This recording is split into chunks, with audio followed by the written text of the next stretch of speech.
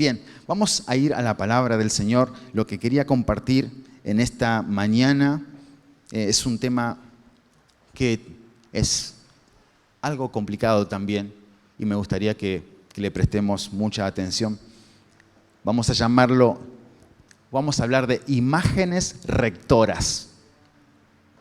Cuando hablamos de imágenes, me refiero a imágenes que tenemos en nuestra mente. Y cuando hablamos de imágenes rectoras, me refiero a... ¿Vio? Los rectores, cuando usted escucha la palabra rector, se imagina el rector de una universidad. Es una especie de director. Las imágenes en nuestras mentes son directoras. Hay imágenes que nos dirigen, que están en nuestro profundo y que son muy importantes. Y sabes que esas imágenes se han ido gestando en nuestras mentes a medida que nosotros vamos caminando en esta vida. Y estas imágenes van marcando nuestra manera de ser y de ella dependen nuestras decisiones. Cada decisión que nosotros tomamos tiene un trasfondo particular, profundo, en esas imágenes rectoras.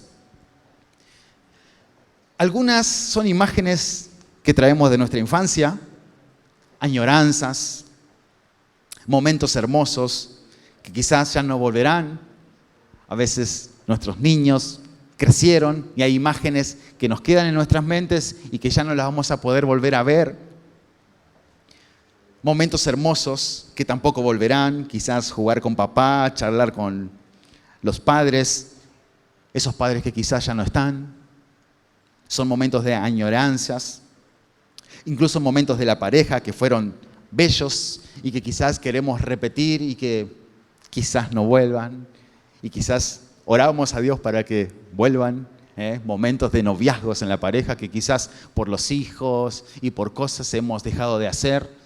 Momentos maravillosos de pareja que son tan lindos, que son bellos y que soñamos repetir.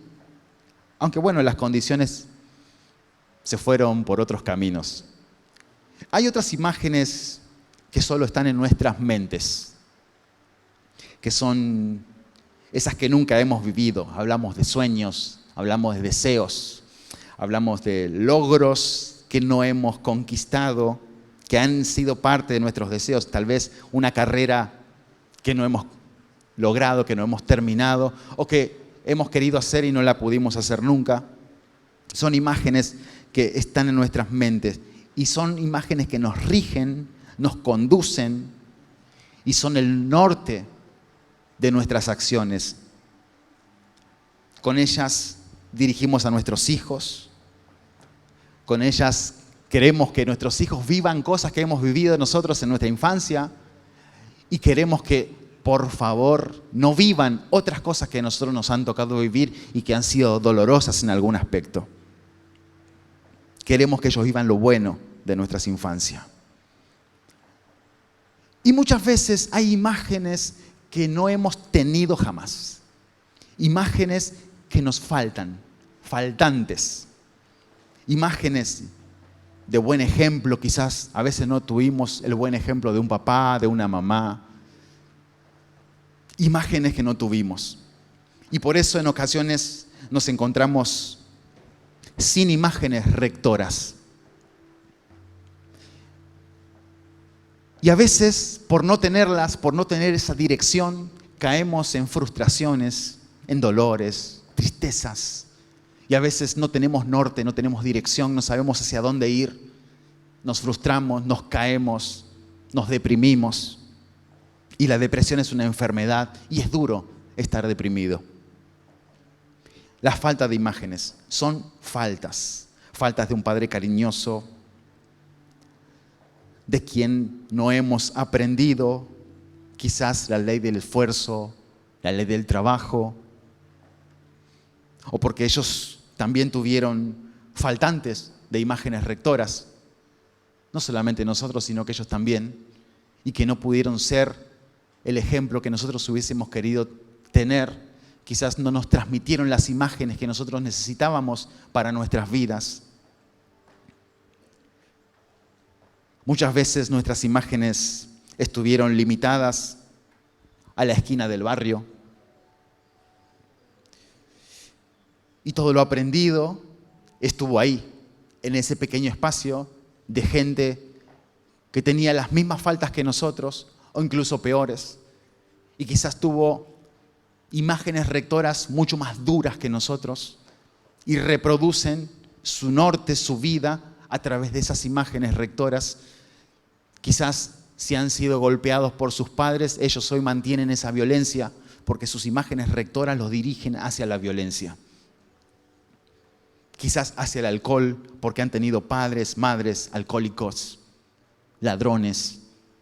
Y quizás nosotros empezamos a reproducir esas imágenes adquiridas de la niñez, de la adolescencia. Quizás esa esquina, ese barrio, ese lugar tan pequeño es todo nuestro aprendizaje, es toda nuestra escuela, es todo a lo que le prestamos atención. El compañerito, el amiguito que no me puede aconsejar porque no tiene las condiciones para aconsejarme. Tiene lo poco que tiene y yo aprendo de él. Y lo que yo aprendo de él, él aprende de mí y nos intercambiamos conocimientos. Y de ahí salimos una mezcla horrible. Pero son cada una de las imágenes que nosotros incorporamos en nuestras vidas. Y estar limitados a esas imágenes es duro.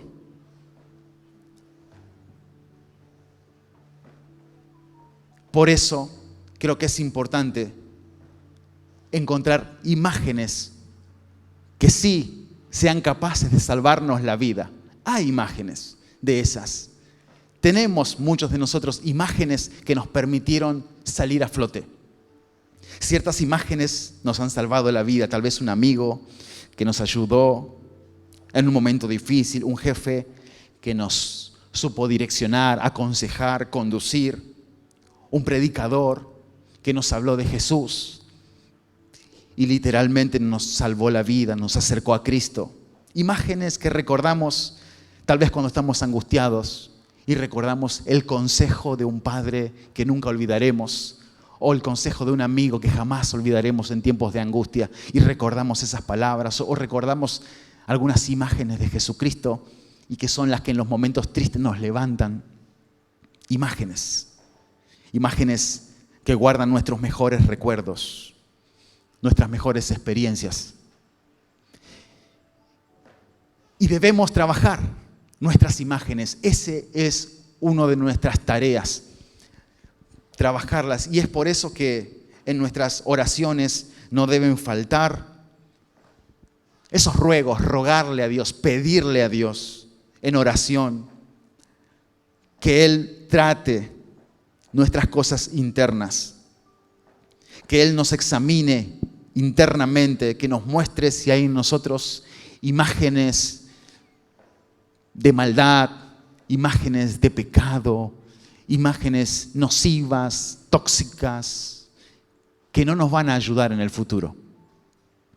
Y ahí es cuando encuentro a David, que él dice en un salmo muy famoso, el Salmo 139, verso 23 y 24, él eleva a Dios una oración donde dice: examíname, oh Dios, y conoce mi corazón. La versión internacional dice: sondea mi corazón. Examíname y conoce mi corazón. Pruébame y sondea, conoce mis pensamientos. Y ve, Señor, si hay en mí camino de perversidad. Y cuando dice camino de perversidad, creo que se refiere a esas imágenes, a esos recuerdos, a esas experiencias que son rectoras en nosotros, que nos dirigen. Y termina diciendo: y guíame, Señor, guíame en el camino eterno. Maravillosas palabras. Ahora, nuestras convicciones, nuestra fe y nuestras creencias están fundamentadas en esas imágenes. Esas imágenes nos determinan quiénes somos. Son la columna vertebral de nuestras vidas. Nuestras convicciones, nuestra fe, nuestra esperanza, nuestro norte, nuestras creencias están ancladas en esas imágenes. Nuestras convicciones y creencias son producto de esas imágenes. y conocer el origen de nuestras convicciones, el origen de nuestro carácter, de nuestras maneras de pensar, de nuestras maneras de sentir, nuestras maneras de hacer. Eso hace que podamos reconocer cuáles son nuestros patrones mentales, las imágenes que tenemos en nuestras mentes. Patrones que nos impulsan, son esas imágenes que nos determinan. Ahora, ¿cómo saber si vamos por el camino correcto? Por eso David dice, Señor, guíame por el camino correcto. A veces no sabemos si el camino es correcto y muchas veces creemos que es el camino correcto. Por eso no vamos a Dios a preguntarle, Señor, examíname, sondéame, ve si en mí hay caminos que son dañinos. Y no lo hacemos porque no sabemos. Tal vez nunca supimos que Dios puede cambiar nuestras imágenes internas. Quizás nunca supimos que Dios podía hacer de nosotros, transformarnos, cambiar nuestro norte y darnos la dirección correcta que en este mundo no hemos podido conquistar. ¿Cómo saber, hermanos, si hay imágenes rectoras que no nos están ayudando a caminar correctamente? Y aquí, con estas palabras, quiero regresar a Jesús. Es muy importante reconocer a Jesús. Jesús no solamente es nuestro Salvador, no solamente Él cargó la cruz y nos dio sanidad, no solamente nos perdonó el pecado. Jesús es un todo. Jesús es desde su nacimiento, desde el comienzo de su ministerio, el shock, el golpe, la distancia, la diferencia que Él tuvo con la sociedad en la que Él vivió. Y por eso aquí tenemos que ir a Jesús y reconocer a Él cuando Él entra en sociedad. Cuando Jesús se introduce en la sociedad israelita, la vida de estos judíos estaba atravesada por imágenes rectoras de corte religioso.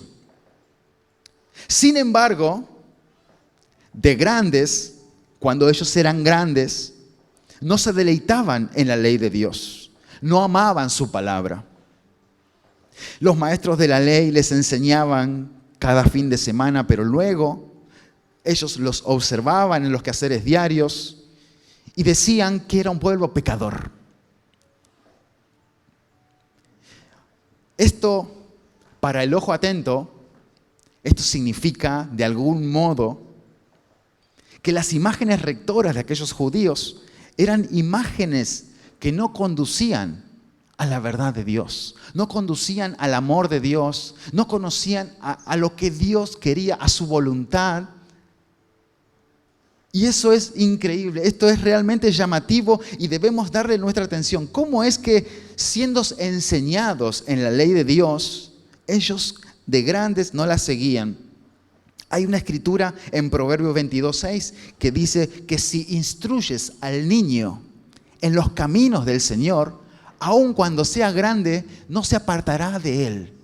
Y aquí hay una disyuntiva, porque estos niños se criaron conociendo la ley de Dios, se criaron con los maestros de la ley. Sin embargo, cuando fueron grandes, eran tenidos por pecadores. Ellos no amaban la ley de Dios. Entonces, o la promesa de Dios falló en sus vidas, o algo tuvo que suceder en la vida de estas gentes que eran personas completamente pecadoras en el tiempo de que Jesús llegó. Entonces tenemos que ir hacia las Escrituras y reconocer qué es lo que pasa con esta promesa. Este pasaje que leemos de que instruye al niño en su camino y cuando fuese viejo no se apartará, no es el todo. Hay mucho más en las Escrituras. Hay un pasaje que puede ayudarnos a entender esta historia. En Marcos 12:30, el Señor Jesús dice: ama a tu prójimo, ama a Dios con todo tu corazón, tu alma, tu mente y tus fuerzas. Ama a Dios con tu corazón, tu alma, tu mente y tus fuerzas. La versión TLA dice: ama a Dios con todo lo que piensas, con todo lo que eres y con todo lo que vales. Jesús estaba diciendo que a Él hay que amarlo con todo lo que somos. Y ahí está la clave. ¿Por qué? Porque cuando transmitimos la palabra de Dios, a veces son puro palabras y no lo podemos transmitir con nuestras acciones. No lo transmitimos con lo que somos, con lo que valemos. No lo transmitimos con lo que hemos aprendido. No está en nosotros la esencia de Dios como para poderlo transmitir. Y eso hace que después los que nos siguen no puedan tener la conducta que la promesa dice. Porque el Señor dice, primero, que nosotros debemos amar a Dios con todo lo que somos. Y después nos manda a enseñar a nuestros hijos. ¿Se entiende? Entonces, si nosotros no pudimos amar a Dios con todo lo que somos, si nosotros no pudimos entregarle nuestra vida a Dios con nuestro cuerpo, alma y espíritu, con nuestras fuerzas, con nuestra mente, con nuestra alma, entonces no estamos capacitados para poder transmitir la enseñanza de la palabra. Y ahí es donde falla. No falla la palabra, falla el transmisor. Porque el que transmite incompleto el mensaje. Tenga en cuenta a veces por qué nuestros hijos abandonan la casa del Señor. No es porque usted le enseñó mal el mensaje, sino porque usted no era el mensaje. ¿Se entiende? Entonces esas son cosas que a veces el Señor nos trata de llevar hacia el camino y conducirnos para que podamos crecer en ese aspecto. Si nosotros no enseñamos con lo que somos, si no enseñamos con nuestra fuerza, con lo que realmente pensamos, las imágenes que transmitamos apartarán al aprendiz de Dios. Las imágenes. Ahora, ¿quiénes son los transmisores de imágenes? La primera dificultad es que aquellos maestros en el tiempo antiguo que transmitían la ley de Dios, lo primero que tenían es que estaban divididos entre ellos. Entre ellos estaban peleados, entre ellos tenían sectas distintas. Algunos pertenecían a los saduceos, otros a los fariseos, otros a los esenios. ¿Y cómo podés transmitir un mensaje si no podés estar unidos? Así que esta es la primera dificultad que ellos tenían. Los saduceos, ellos eran los más importantes de todos, de los tres grupos. Los saduceos tenían vínculo directo con el poder, eran los que gobernaban en el templo. Ellos dirigían el templo, todo lo que sucedía en el templo estaba bajo su autoridad.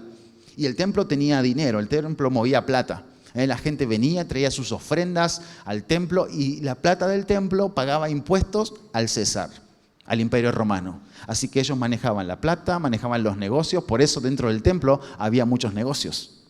Por eso cuando entró Jesús, entró a los cintazos, ahí, mi casa no será llamada casa de oración, nada de negocios, saquen todas estas cosas de acá, ¿verdad? ¿Por qué? Porque hacían plata para el gobierno con la casa de Dios. Terrible lo que hacían los saduceos, pero ellos eran los más poderosos, eran personas ricas y tenían casi nula relación con el pueblo. Ellos se manejaban en el ámbito de la política. Luego tenemos los fariseos. Los fariseos eran como una clase media, pero una clase media de corte religioso también. Eran maestros de la ley, eran rabinos, eran escribas. Participaban de la política, pero en ámbitos más pequeños. Ocupaban puestos de segunda importancia, jueces, abogados. Eran los más cercanos a la gente. Eran muchos bastante piadosos, incluso eran bien recibidos por la gente. En las plazas les decían, rabino, rabino. Y bueno, no tenían selfies para sacarse con ellos, pero les agradaba verlo, la gente los veneraba, ellos vestían de formas diferentes, de forma especial. Y eran como los santos, digamos. Pero también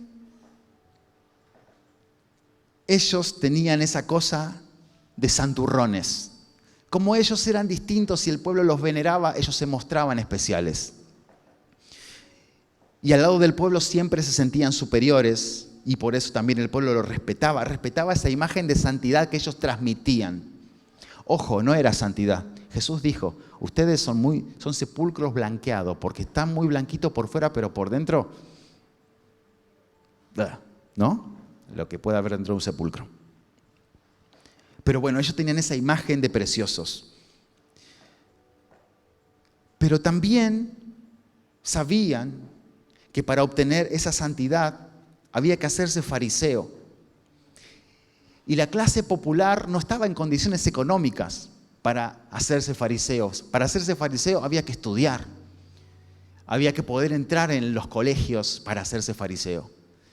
Y ellos, los fariseos, predicaban en las sinagogas y enseñaban que hay que ser como ellos, que hay que ser muy santos como ellos, que había que ser como ellos, que ellos eran ejemplo de todo. Pero el pueblo era muy pobre y el pueblo no podía ser como ellos. El pueblo no tenía dinero para pagarse semejantes ropas blancas y preciosas. No tenían. Ellos no eran abogados, ellos no eran escribas, ellos no estudiaron, no tenían grandes cosas, no podían lograrlo. Así que era imposible. Había que dedicarse a estudiar como ellos. Luego tenías a los esenios. Los esenios no son muy conocidos en la Biblia, pero son conocidos en el sentido de que ellos eran los que eran más santos de todos, supuestamente. ¿Por qué? Ellos no querían contaminarse con la gente. ¿Qué hicieron? Se fueron de las ciudades a vivir a las afueras de las ciudades, en los desiertos, para tener una intimidad con Dios, una comunión con Dios, no contaminarse con el mundo habitual. Y adoraban a Dios y honraban a Dios y le glorificaban. Estos eran un grupo que se separó de la sociedad para santificarse, para adorar. Ahora, estas imágenes son las que impactan en el pueblo. Y ellos, a la vez, tienen imágenes propias. Y fíjese que aquí estamos hablando de un grupo saduceo, un grupo fariseo, un grupo esenio, y estamos hablando también del pueblo. Cada uno con sus propias imágenes. Y tenemos la llegada de Jesús. Cuando Jesús llega, cada uno tiene sus propias imágenes y su propia relación con Jesús, de acuerdo a las imágenes rectoras que cada uno tiene en su mente. El pueblo sabía que había ministros que solo les importaba la riqueza, la política, y que eran corruptos como los saduceos. El pueblo lo sabía. El pueblo sabía que otros eran demasiado santos y que esperaban que el pueblo sea como ellos, a pesar de las condiciones de pobreza que ellos tenían. Y el pueblo también sabía que había otros que directamente se fueron a adorar lejos de ellos. Pero había imágenes sobre el Mesías. Mesías significa ungido y es el que iba a venir y es Jesús. Así que su llegada estaba profetizada en los libros de las Escrituras. Todos los hijos de Israel estaban esperando que irrumpiera. Las imágenes que se predicaban sobre él eran muy especiales. Los rabinos de la época predicaban que iba a venir el Mesías, que iba a llegar y que los iba a salvar. Y decían que él iba a ser un ser brillante. Decían que él iba a ser un ser poderoso y que se iba a sentar en un gran trono, que iba a ser el rey más respetado del mundo. Y decía que todos los pueblos iban a venir a adorar delante de él. Así que él, según sus imágenes, él traería a ellos prosperidad, traería libertad, porque no se olviden que estaban cautivos. Ellos tenían que pagar impuestos al gobierno de Roma. Y Roma les sacaba hasta los hijos a veces. Eran oprimidos.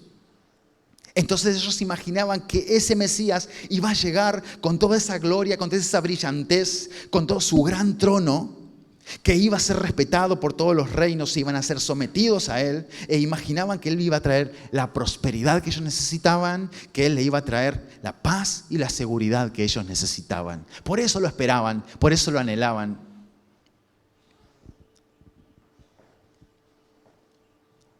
Ahora, ¿cuáles fueron las imágenes reales de Jesús? El Mesías llegó. Dios lo presentó al borde del río Jordán y dijo: este es mi Hijo amado, en quien tengo complacencia. Todos sabían que el Mesías iba a llegar, que venía a hacer cambios, que venía a transformar la nación, pero su imagen real, la de verdad, su primera impresión, resultó ser chocante frente a todos estos grupos. Porque era todo lo contrario a las imágenes preconcebidas que ellos tenían en sus mentes acerca del Mesías. Jesús no usaba vestidos brillantes.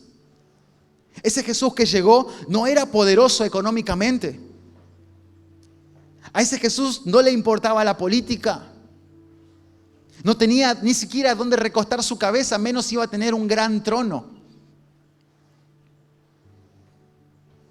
Su grupo de tareas eran 12 campesinos iletrados, nada cultivados y con una presencia estética muy poco adecuada para la gran Jerusalén. Entonces, ese Jesús campesino del norte de Galilea, pueblos pequeños, ese Jesús que no estudió con los rabinos, que vino vestido de campesino a la gran ciudad, es el que impacta y les dice: yo soy el Mesías. ¿Qué? ¿Vos el Mesías? Impresionante. Nadie podía imaginar a esos 12 que andaban con Jesús en posiciones de autoridad, de poder, de liderazgo en Israel, ni por aspecto, ni por formación, ni por procedencia. En sus mentes había el templo, había el trono, había ropas espléndidas, había imágenes celestiales. Nunca podían aprobar un Mesías como ese porque sus imágenes rectoras no lo aceptaban. Cuando Jesús llegó y se presentó como el Mesías, ellos entraron en shock. Todas las imágenes que ellos tenían entraron en una completa disyuntiva, en una batalla interna. Pero ¿cómo puede ser? Así que sus pensamientos se dispararon hacia lo más remoto. Todo era caos en sus corazones. Ahora, ¿qué le pasó a ellos, a esos israelitas en su interior? El primer problema que ellos tuvieron fue un problema propio. No era de Jesús. No era, eran propios. Ellos se sintieron decepcionados por él. ¿Pero por qué se sintieron decepcionados? Porque no podían aceptar a un Mesías que no estaba en sus imágenes rectoras. No pudieron preverlo. Y eso es grave. No pudieron preverlo en sus sermones cuando los maestros de la ley hablaban del Mesías. Nunca pudieron prever cómo iba a ser ese Mesías. Así que el gran error que cometieron otra vez fue creer que podían anticiparse y prever a un Dios que en verdad es imprevisible. Y esto es importante. Dios es imprevisible. Eso debemos saberlo. Veo que a veces decimos: yo sé que Dios va a hacer tal cosa. Dios es imprevisible. Nosotros somos iguales a aquellos hombres. ¿Por qué tendremos que ser distintos? Tenemos la misma naturaleza que ellos. Si el Salvador que se nos presenta no se parece al que imaginamos, nos sentiremos engañados.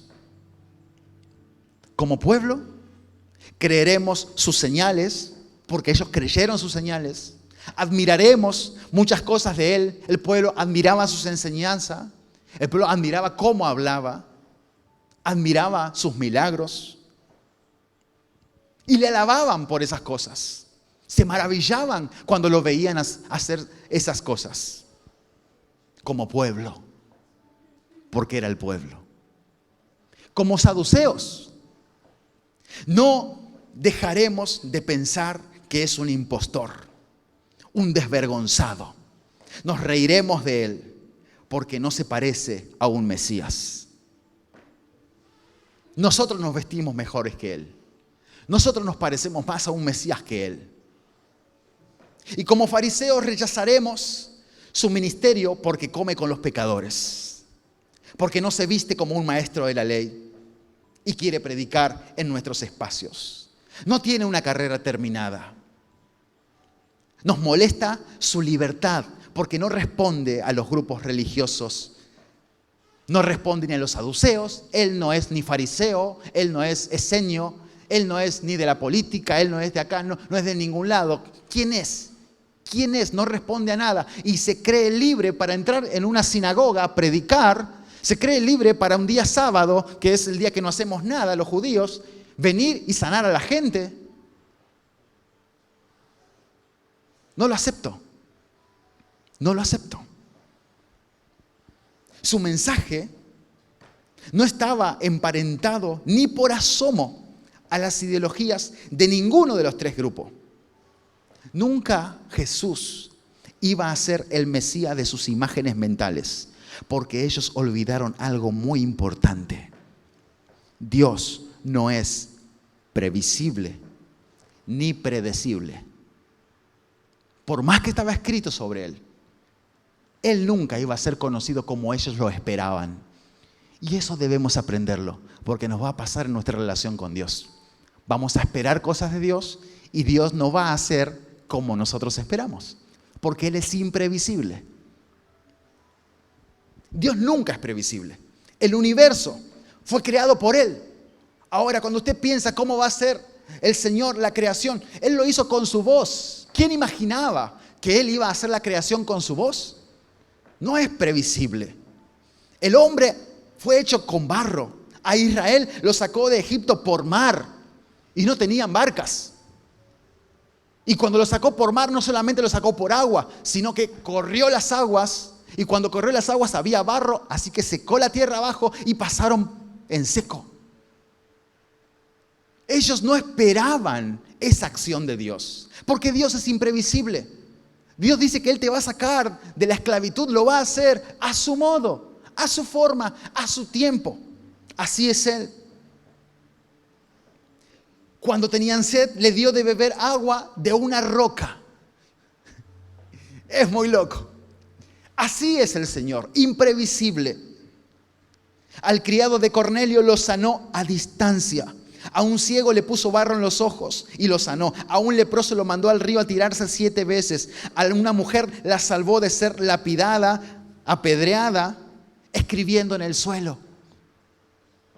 ¿Cómo todavía en pleno siglo XXI podemos seguir estresados pensando que podemos prever el actuar de Dios, prever sus tiempos, que podemos prever sus formas, creyendo que podemos conocer a Dios de acuerdo a las incorrectas imágenes rectoras de nuestras mentes pequeñas? Entonces, ¿qué? ¿Olvidamos que Él no cambia? ¿Que Él siempre es impredecible? ¿Que es su forma de ser? Él no cambia.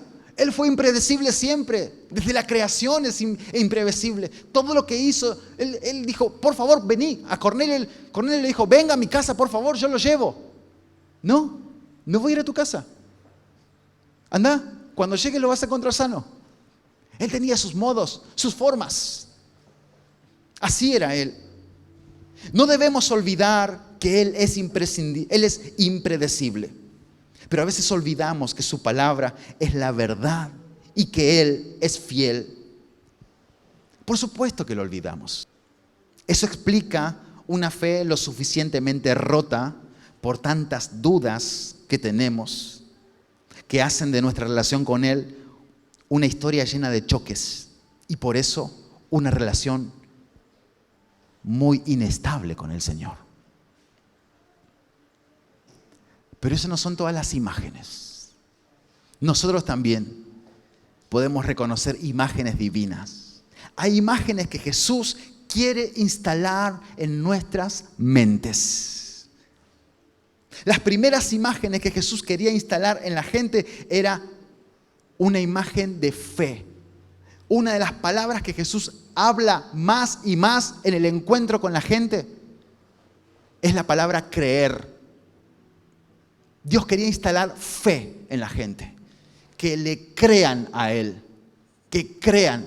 Lo primero que hizo es lo que predicamos la semana pasada: ven y sígueme. Y lo segundo que el Señor quiere es que le creas, que le creas. Él no quiere que te anticipes a sus acciones, porque Él es imprevisible, impredecible. Así es el Señor. Pero Él quiere que creamos en Él.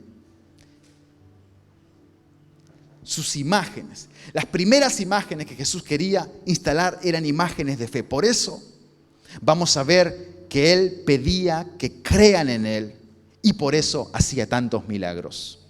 Jesús predicaba y decía: el que cree en mí, yo no lo echo fuera.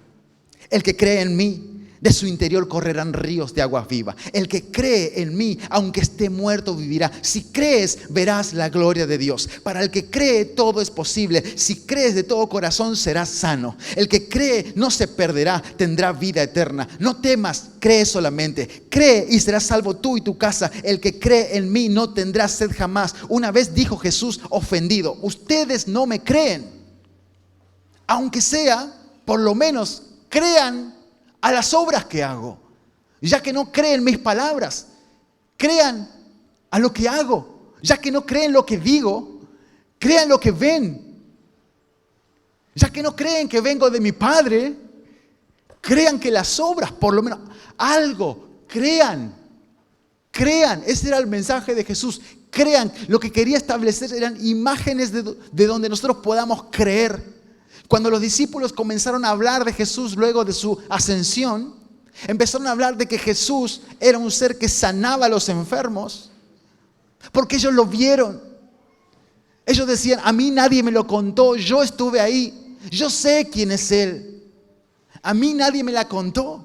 Su fe estaba establecida en las obras que el Señor hacía, en las palabras que el Señor dijo, porque ellos estuvieron ahí en carne propia, vivieron cada cosa. El Señor de alguna manera está diciendo: yo no estoy pidiendo atención, yo no busco que me hagan preguntas, no quiero que me analicen. Yo soy tu Salvador, yo soy tu sanador, yo soy tu Mesías, he venido a salvarlos. ¿Qué esperan? Y lo quedan mirando medio aturdidos a Él. Crean. Crean, solo crean. Solo crean. El que cree en mí, de su interior correrán ríos de agua viva. El que cree en mí, aunque esté muerto, vivirá. Si crees en mí, verás la gloria de Dios. Crean. Y cuando creemos en Él, para poder creer, tenemos que ir a las palabras del Señor. Cuando el Señor nos habla, Él crea imágenes nuevas en nosotros. Y ellos se criaron creyendo a maestros que no supieron transmitir la verdad de Dios. Gente que tenía ideologías. Ideologías significa que tenían ideas sobre Dios, sobre su voluntad y sobre las prácticas religiosas a desarrollar, pero eran ideas pensadas con la lógica de cada grupo. O sea, había un Dios fariseo, había un Dios esenio, había un Dios fariseo, saduceo, había un Dios para cada uno de ellos. Cada uno tenía el Dios que consideraban. Eran ideas lógicas y eso es ideología. Las imágenes rectoras vienen de algún lugar, hermanos. Rigen nuestra relación con Dios, rigen nuestra relación con la familia, con la iglesia, nuestra relación con los hermanos, con las escrituras, con los perdidos. Y usted va a decir: ¿qué relación tengo yo con Dios. Usted va a pensar, ¿qué relación tengo yo con mi familia? ¿Qué relación tengo yo con las Escrituras? ¿Qué relación tengo con el culto? ¿Qué relación tengo con los perdidos? Algunas creencias, algunas imágenes vienen de los saduceos del templo. Otras vienen de prácticas farisaicas. Otras vienen de los esenios, de maestros de la ley. Otras imágenes vienen de casa. Y en estos tiempos nos toca pensar en una iglesia para nuestros hijos. Piense esa idea, una iglesia para nuestros hijos. ¿Qué imágenes rectoras heredarán ellos? ¿De qué están hechos en sus mentes y en sus corazones? ¿Cuáles son las imágenes rectoras que rigen sus comportamientos?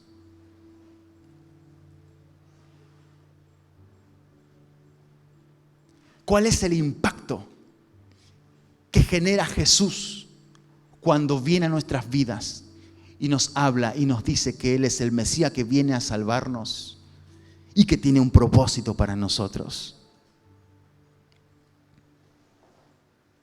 Regreso a David y él dice estas palabras tan importantes: examíname, oh Dios, y sondea mi corazón.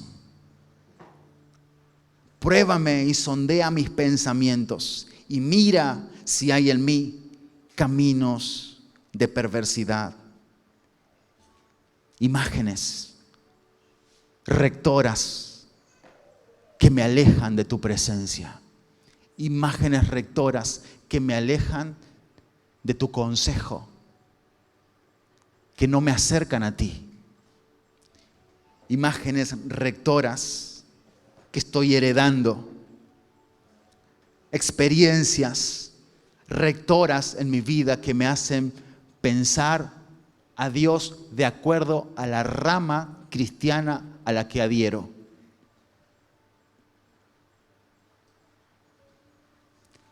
Por eso un saduceo era saduceo antes que cristiano. Por eso un fariseo iba a ser fariseo antes que cristiano. Y por eso el pueblo nunca terminó de encontrar una relación con Jesús, porque estaba hecho de fariseísmo, hecho de saduceísmo, hecho de diferentes doctrinas de maestros de ley. Y cuando encontraron a Jesús, sus imágenes rectoras le impidieron encontrarse con el verdadero Jesús. Había un Jesús en sus mentes y en sus corazones. Había un Jesús enseñado por los maestros de la ley, que cuando lo vieron al real no lo pudieron aceptar. Y Jesús decía: créanme, créanme. Murió en la cruz porque el pueblo le decía: crucifíquenle. Los fariseos decían: crucifíquenle. Los saduceos decían: crucifíquenle. Los esenios dijeron: crucifíquenle. Todos, con sus imágenes equivocadas sobre él, le dijeron: crucifíquenle. Y hoy día el mundo crucifica a Jesús. Hoy día la iglesia está crucificada para el mundo. Hoy día nosotros mismos crucificamos a nuestra iglesia por todos sus defectos, errores, daños, sus maldades. Entonces, ¿qué nos toca? Olvidando todas esas imágenes del pasado, me extiendo a lo que está por delante a través del Salmo 139. Examíname, oh Dios, sondéame, conoce mis imágenes, mis pensamientos, de dónde vengo, las cosas que he aprendido y todo aquello que me impide acercarme a ti con franqueza, con cariño, con respeto, con un abrazo, con un yo estaré a tu lado cada día de mi vida, Señor Jesús. Amén. Imágenes rectoras que nos impiden un acercamiento real y verdadero al Jesús bíblico, al Jesús de la palabra. Amén. No es lo mismo el Jesús esenio, el Jesús fariseo, el Jesús saduceo. No son los mismos que el Jesús verdadero. El Jesús verdadero es el que está en la palabra de Dios. Es el que te dice, créeme. Y aunque estés muerto, vas a resucitar. Creedme a mí, y de tu interior realmente correrán ríos de agua viva. Examíname, Señor. Que sea mi oración, examíname, Señor. ¿Cuáles son mis caminos? Sondea mi corazón, pruébame. Yo te invito en esta hora a reflexionar sobre esta palabra. Que se puedan poner de pie conmigo y poder hablar con Dios.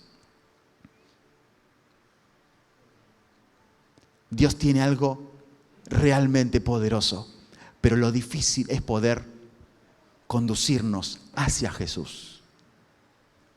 La palabra decía, preparen el camino a Jesús. Si hay valles delante, rellénenlos. Si hay montañas delante, córtenlas. Si hay caminos torcidos por donde Jesús va a venir, enderécenlos. Hagan que el camino de Jesús hacia ustedes sea fácil. Y ese es el mensaje difícil. Eso es lo que muchas veces le cuesta a la iglesia. Es encontrar el camino correcto a Jesús. Y si hoy despejamos algunas imágenes torcidas, si hoy empezamos a cortar imágenes y acercarnos a ese Cristo que quiere que podamos creerle a Él sin importar nada más, entonces correrán ríos de agua viva de nuestro interior. Alabado sea tu nombre en esta mañana.